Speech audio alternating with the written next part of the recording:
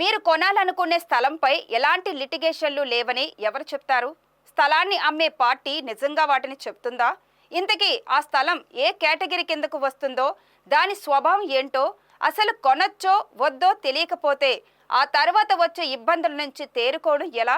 ఇలాంటి ఉదంతాలు విశాఖ మహానగరంలో అనేకం జరిగినా అవి అరణ్య రోదనగా మిగిలిపోతూ వచ్చాయి. వీటికి ఏకైక పరిష్కారం చూపిస్తూ ప్రభుత్వ వ్యవస్థలే దీనికి జవాబుదారీగా ఉండాలనే వాదన బలంగా వినిపిస్తోంది. సామాన్యుడి ఆవేదన నుంచి ఒక సొసైటీ రిజిస్టర్ కాబోతుంది. మరింత సమాచారాన్ని మా విశాఖపట్నం ప్రతినిధి మూర్తి అందిస్తారు. రెక్కల కష్టంతో సామాన్యుడు ఒక గజం స్థలం కొనుక్కోవాలన్నా ముందు వెనక ఆలోచించాల్సిన పరిస్థితి ఈ రాష్ట్రంలో ఏర్పడింది. స్థలం కొన్నాక ఎలాంటి సమస్యలు ఉత్పన్నమవుతాయన్న ఆందోళన వెంటాడుతున్న సందర్భాలు విశాఖ నగరంలో అనేకం చూసాం. అయితే ఏ స్థలం కొనాలన్నా దాని స్వరూప స్వభావాలను తెలుసుకోవాల్సిన బాధ్యత అతనికి ఉంటుంది.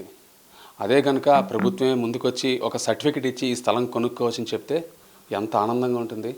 అలాంటి వ్యవస్థను స్వాగతిస్తున్నారు సామాన్యులు విశాఖలో. దీనికి సంబంధించి పూర్తి స్థాయిలో కసరత్తు ప్రారంభించి ప్రభుత్వానికి కనువిప్పు కలిగించడంతో పాటు సమాజంలో ఉండే అవినీతిని పారద్రోలడానికి ఇది ఒక మంచి మంత్రంగా పనిచేస్తుందంటున్నారు పతివాడ గిరిధర్ గారు. ఒక సామాన్యుడిగా ఆయనకు వచ్చిన ఆలోచనను కార్యరూపంలో తెచ్చేందుకు ఒక సొసైటీ కూడా ఫామ్ చేయబోతున్నారు. ఆయన అడిగిన విషయాలు తెలుస్తున్నాం. సార్, మీరు చెప్పండి, ఈరోజు స్థలం విషయంలో అనేక లకుచికులు కనిపిస్తున్నాయి. వీటన్నిటికీ ఫుల్ స్టాప్ పెట్టడానికి మీ దగ్గర ఒక మంత్రం అయితే ఉందంటున్నారు. ఏంటి సార్ దాని స్వభావం ఏంటి? ఇది చాలా సింపుల్ అండి. ఈరోజు మనం మాట్లాడుతున్నది ఏంటంటే, ఏదైనా ఒక ల్యాండ్ కొనాలి అని అంటే ఎవరిని అడగాలి? ఇప్పుడు ఒక రిజిస్టర్ని అడగాల, లేకపోతే వేరే డిపార్ట్మెంట్ని అడగాల, రెవెన్యూని అడగాల, లేకపోతే లీగల్ ఒపీనియన్ తీసుకోవాలనేటువంటి ఇవన్నీ తీసుకున్నప్పటికీ కూడా ప్రాబ్లం ఉంటున్నది. ఇవన్నీ చేసాక కూడా కోర్టుకు వెళ్ళవలసి వస్తున్నది. ఈరోజు ఈ ప్రైవేట్గా ఇవన్నీ చేయడం వలన అసలు భూమి కొనాలనుకునే వాళ్ళకి ఫస్ట్ క్వశ్చన్ ఎవరి దగ్గరికి వెళ్ళాలి, ఎవరిని అడగాలి, ఈ భూమి కొనుగోలు చేయొచ్చా లేదా అనేటువంటిది ఎవరి దగ్గర నుంచి మనం ఇన్ఫర్మేషన్ తీసుకోవాలనేది కూడా ఎవరికి తెలియదు. ఒకవేళ లాయర్ దగ్గరికి వెళ్ళాలన్నా ఏ లాయర్ దగ్గరికి వెళ్ళాలో కూడా తెలియదు. అలాగే ఈ నేపథ్యంలో ఇంకొకటి అందరికీ తెలిసిన విషయం ఏంటంటే, ప్రతి డిపార్ట్మెంట్కి భూమి కొనాలంటే మనకందరికీ తెలిసిన విషయమే, రిజిస్ట్రేషన్ డిపార్ట్మెంట్ దగ్గర నుంచి రెవెన్యూ, సర్వే, ప్రతి డిపార్ట్మెంట్ దగ్గర ఎంతో కొంత డబ్బు లంచంగా ఇస్తే కానీ పని అవ్వదు. అందువల్ల ఈరోజు ఇన్ని చేసినా కూడా రేపు పొద్దున్న అది నిలబడుతుందో లేదో తెలియదు. అన్నిటికంటే ముఖ్యంగా ఈరోజు ఈ ఒక ఇండస్ట్రీ కానీ లేదా ఒక ఏదైనా పరిశ్రమలు ఇక్కడికి ఒక దగ్గరికి రావాలంటే అన్ని భూమి మీద ఆధారపడి ఉంటాయి. అలాంటప్పుడు ఈ భూమికి సంబంధించి ఈ ప్రతి దగ్గర లంచగొండితనం, అలాగే ఈ జాప్యం, ఈ లిటిగేషను, కోర్టులు, ఈ గొడవలన్నీ కూడా ఏకైక పరిష్కారం ఏంటంటే ఒకటే, ప్రభుత్వమే మనం కొనుక్కునే భూమికి సర్టిఫికేట్ ఇవ్వాలి. అయ్యా మేము ఈ భూమి కొనుక్కుంటామని ఒక అప్లికేషన్ ఒక అధికారి దగ్గర పెడితే ఆ స్టాట్యుటరీ బాడీ ఏర్పాటు చేయాలి. ఆ అధికారి దానికి ఫీజు తీసుకొనైనా సరే ఒక సర్టిఫికేట్ మనకి జారీ చేస్తే ఆ సర్టిఫికేట్ మీద బేస్ చేసుకొని మనం ఒక ఆస్తి కొన్నప్పుడు అసలు ఇంక మళ్ళీ దాని మీద ఇంకొకరు ప్రశ్నించే అధికారం ఉండదు, కోర్టుకు వెళ్ళే అధికారం ఉండదు, కోర్టుల్లో కేసులు పడిపోతాయి, అలాగే తగ్గిపోతాయి. అలాగే రిజిస్ట్రేషన్ డిపార్ట్మెంట్ దగ్గర నుంచి రెవెన్యూ డిపార్ట్మెంట్ వరకు ఎక్కడా కూడా ప్రజలు మోసపోయే అవకాశం కానీ లంచాలు ఇవ్వాల్సిన అవసరం కానీ ఉండదండి. ఇది ముఖ్యమైన ఉద్దేశం. ఇంకేమంటారు? ఆలోచనని ఎలా ముందుకు తీసుకెళ్ళాలనుకుంటున్నారో ప్రభుత్వానికి తెలియాలంటే మీరు ఏం చేయబోతున్నారు? ఫారం ఏర్పాటు చేయబోతున్నారు? ముఖ్యంగా ఇది ప్రజలందరి సమస్య. ఈరోజు వరకు ప్రజల నుంచి ఎవరెవరికైతే తెలియజేసామో అందరూ కూడా చాలా మద్దతు ఇస్తున్నారు. ముఖ్యంగా మీడియాకి మేము చాలా రుణపడి ఉంటాం. ప్రతి దగ్గర కూడా మీడియా ద్వారా కూడా మాకు చాలా మద్దతు వస్తున్నది. అందువలన దీనికోసం ముఖ్యంగా పోరాడడానికి ఒక సొసైటీని రిజిస్ట్రేషన్ చేస్తున్నాం చట్టం ప్రకారం. ఆ సొసైటీ ద్వారా ప్రజలు ఎవరెవరైతే సమస్యలతో ఉన్నారో వాళ్ళకి సమస్యలకి ఒక పక్క మేము పరిష్కారం చేస్తూ, ఇంకో పక్క వాళ్ళకి ఫ్రీగా సలహాలు ఇస్తూ, ఇంకొక పక్క ఈ సొసైటీ ద్వారా ఒక ఈ చట్టం అంటే ఇప్పుడు ఏదైతే ఒక స్టాట్యుటరీ బాడీ ఏర్పాటు చేయాలనుకుంటున్నామో స్టాట్యుటరీ బాడీయే కాకుండా అసలు మొత్తం దీనికోసం అంటూ, భూముల కోసం అంటూ కూడా ఇలాంటి విధానానికి, లిటిగేషన్ లెస్ విధానానికి, కోర్టుల టంబడి తిరగక్కర్ లేకుండా, ల్యాండ్స్ మీద లిటిగేషన్ లేకుండా ఉండే విధానం ఒక బిల్లు తయారు చేస్తున్నామండి. ఎవరైనా సరే రాజ్యాంగం ప్రకారం ప్రైవేట్ వ్యక్తి అయినా సరే బిల్లు అసెంబ్లీలో పెట్టే అవకాశం ఉంది కాబట్టి రాజ్యాంగంలో ఉన్న అవకాశాన్ని ఉపయోగించుకొని ఒక ప్రైవేట్ బిల్లును తయారు చేసి ప్రభుత్వం ముందు ఎలాంటి చట్టం ఉంటే ప్రజలు నష్టపోకుండా భూముల విషయంలోని జాగ్రత్తగా ఉండగలరు, అది రెస్పాన్సిబిలిటీ గవర్నమెంట్ ఎలా తీసుకోవాలనేటువంటి దాని మీద ఒక విస్తృతమైనటువంటి డ్రాఫ్ట్ బిల్ ఒకటి మేము ప్రజెంట్ చేయబోతున్నామండి. ముఖ్యంగా ల్యాండ్ రికార్డ్స్ అనేవి ప్రభుత్వం దగ్గర సమంగా లేవు, అస్తవ్యస్తంగా ఉన్నాయి. వాటన్నింటినీ ఒక దారికి తీసుకొచ్చే ప్రయత్నం జరుగుతుంది. ఈ నేపథ్యంలో మీరు చేసే ఆలోచన ఎలాంటి దోహదపడుతుంది అనుకుంటున్నారు? ఎస్, ఇప్పుడు దీనికోసమే సింగిల్ విండో పద్ధతిలోని సర్టిఫికేట్స్ ఇష్యూ చేయమని అడుగుతున్నామండి. ఉదాహరణకి ఈరోజు అసలు ఎంతమంది తహసీల్దార్లు ఉన్నారో చాలామందికి తెలియదు. అంటే ఇనామికి ఒకరు ఉంటారు, లేకపోతే మరొక దానికి మరొకరు ఉంటారు. యుఎల్సి ఉంటుంది, యుఎల్సికి సంబంధించి స్పెషల్ ఆఫీసర్ని ఇప్పుడు ఈరోజు జాయింట్ కలెక్టర్ గారిని పెట్టారు. ఇలా రకరకాలైనటువంటి చట్టాలు కింద రకరకాల అధికారులు ఉన్నారు. అందువల్ల ఈరోజు ఏదైనా ఒక సర్టిఫికేషన్ కోసం మనం వెళ్ళి అడిగినా కూడా ఈ చట్టాలు రకరకాలు ఉండడం వలన, భూముల మీద చాలా రకాలైనటువంటి రికార్డులు ఉండడం వలన ఈరోజు ప్రభుత్వం మీరు అడిగిన ప్రకారం చాలామంది అధికారుల దగ్గర రికార్డులు లేవనేటువంటిది మనం వింటున్నాం. ప్రభుత్వం కూడా సాక్షాత్తు రెవెన్యూకి సంబంధించి, భూములకు సంబంధించి, అలాగే రకరకాలైనటువంటి రెవెన్యూ రికార్డ్స్ కానీ అకౌంట్స్ కానీ మా దగ్గర లేవని తెలియజేస్తున్నారు. వాటినన్నిటిని యాక్చువల్గా రికార్డు లేకపోవడం కాదండి, ఇది కూడా మనం గమనించాలి. పచ్చి అబద్ధం. రికార్డు లేకపోవడం ఉండదండి. ఎందుకంటే ఇది అందరికీ తెలియాల్సిన విషయం మీకు చెప్తున్నాను నేను.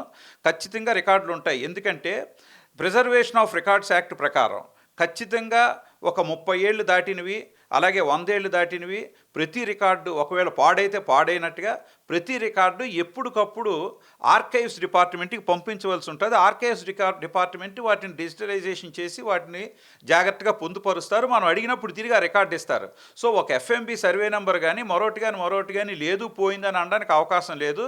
ఒకవేళ ఇవన్నిటికి కస్టోడియన్ అసలు అధికారి ఎవరు? ఇద్దరు ఉంటారండి. Chief commissioner of land administration, commissioner central survey and land records. So ఇన్ని ఉంటుండగా రికార్డులు మాయమైపోయేదానికి ప్రసక్తి లేదు. ఎక్కడ ఏ రికార్డులు ఉన్నాయనేటువంటిది ఆర్టీఐ కింద ప్రతిదీ నేను సంపాదించాను. దాని ప్రకారం పూర్తి స్థాయిలో రికార్డులన్నీ అదే సింగిల్ విండో అంటే అదే.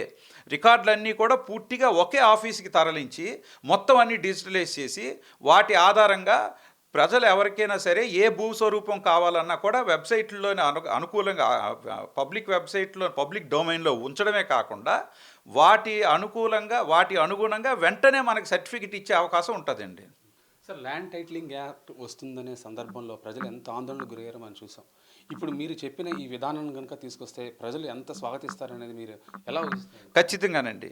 ఎందుకంటే ల్యాండ్ టైటిలింగ్ యాక్ట్కి దీనికి ఒక చాలా పెద్ద భేదం ఉంది. అదేంటంటే ల్యాండ్ టైటిలింగ్ యాక్ట్లోని ప్రతి ఒక్కళ్ళ భూమిని ప్రభుత్వం భూములకు ప్రభుత్వం దగ్గర సర్వే లేదు, ప్రభుత్వం దగ్గర రికార్డులు లేవంటున్నారు. మరి ప్రతి ఒక్కరికి వస్తే ప్రజలందరికి మీద ఒక నోటిఫికేషన్ జారీ చేసి ప్రజల దగ్గర నుంచి మీరు కాగితాలు తెండి అంటే వాళ్ళు తెస్తే దాన్ని ఎలా వీళ్ళు సర్టిఫై చేస్తారండి? అది అయ్యే పని కాదు. దానికి దీనికి ఒక మేజర్ డిఫరెన్స్ ఏంటంటే దీంట్లో ప్రభుత్వానికి 2 రకాల ఏర్పాట్లు చేయమని అడుగుతున్నాం మేము పెట్టబోయే ప్రైవేట్ బిల్లులో. ఒకటి, భూమి కొనుక్కుంటామంటే మీరే సర్టిఫై చేయండి, ఎంతైనా ఫీజు ఇస్తామంటున్నాం. 2, అసలు జనరల్గా ఒక డిక్లరేషన్ ఇప్పుడు ఎవరికి కావాలంటే వాళ్ళు ఇవ్వచ్చు అనమాట. ఇప్పుడు ఒక ప్రైవేట్ వ్యక్తి, అతనికి భూములు ఉన్నాయి, అతను డిక్లరేషన్ ఇస్తాడు నాకు ఈ ల్యాండ్స్ ఉన్నాయని.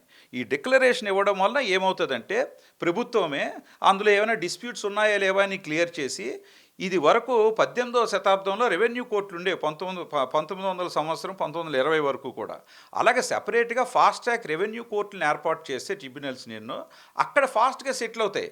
ఎందుకంటే జనరల్ లిటిగేషన్లు ఇవి కలిసిపోవడం వల్ల వాళ్ళ రికార్డులు ఉండవు. ప్రతి రికార్డు ఒక్కొక్క డిపార్ట్మెంట్ నుంచి తేవాలి, వాళ్ళు రారు. సో ఇటు మున్సిపాలిటీ కానీ అటు పంచాయతీ కానీ ఏ దగ్గరలో ఎలాంటి రికార్డులు ఉంటాయో ఆ రికార్డులు వాళ్ళు తేవాలి. వాళ్ళు తేడానికి 100 వాయిదాలు అడుగుతారు. అలా కాకుండా రెవెన్యూ కోర్టులు కానీ ట్రిబ్యునల్ కానీ ఏర్పాటు చేసినట్లయితే రికార్డులు ఒక దగ్గరే ఉంటాయి కాబట్టి సెంట్రల్ ఇది ఆఫీస్ పెట్టమంటున్నాం కాబట్టి రికార్డులు వెంటనే వస్తాయి, జడ్జిమెంట్లు వెంటనే వస్తాయి. కాబట్టి ఈ విషయంలో ప్రజలు వాలంటీర్గా చేసుకునేది ఈ చట్టం. ప్రజల మీద బర్డెను పెట్టి ప్రజల తాలూకా భూముల మీద టైటిల్స్ ప్రభుత్వమే డిసైడ్ చేసే విధానం ల్యాండ్ టైటిలింగ్ యాక్ట్. అందువల్ల దీనికి మేజర్ డిఫరెన్స్ ఉంది. అయితే ఒక ముఖ్యమైన విషయం చెప్పాలి, నీతి ఆయోగ్ ఏదైతే నీతి ఆయోగ్ చెప్పిందో దాని ప్రకారమే మనం ఇప్పుడు ప్రపంచంలోని మనం ముందుకు వెళ్ళాలి. మన భారతదేశం అన్నా, మన రాష్ట్రం ముందుకు వెళ్ళాలన్నా, ప్రజల పురోగతి ముందుకు వెళ్ళాలన్నా, ప్రజలు బాగోవాలన్నా కూడా భూమి ముఖ్యం. కాబట్టి ఆ భూమికి ఇప్పుడు నీతి ఆయోగ్కి సంబంధించినటువంటి వాళ్ళ కండిషన్ కూడా మేము పెట్టబోయే చట్టం సరిపోతుంది. కాబట్టి సెంట్రల్ గవర్నమెంట్ కూడా మాకు సపోర్ట్ చేస్తుందని మేము నమ్ముతున్నామండి. సార్, సార్ ఫైనల్గా ఒకటి చెప్పండి. ఇప్పుడు ప్రభుత్వం దగ్గరే రికార్డులు స్పష్టంగా లేవు, అస్తవ్యస్తంగా ఉన్నాయి, కొన్ని కనిపించడం లేదని చెప్తున్నారు. ఈ నేపథ్యంలో మీ ఆలోచనను వాళ్ళు స్వాగతిస్తారనుకుంటున్నారా, లేదంటే ఇదే తరుణం అనుకుంటున్నారా మీ ప్రపోజల్ని పెట్టడానికి? ఖచ్చితంగా స్వాగతిస్తారండి. ఎందుకంటే రికార్డులు లేవనేటువంటిది ఇందాకలే చెప్పాను, మళ్ళీ చెప్తున్నాను.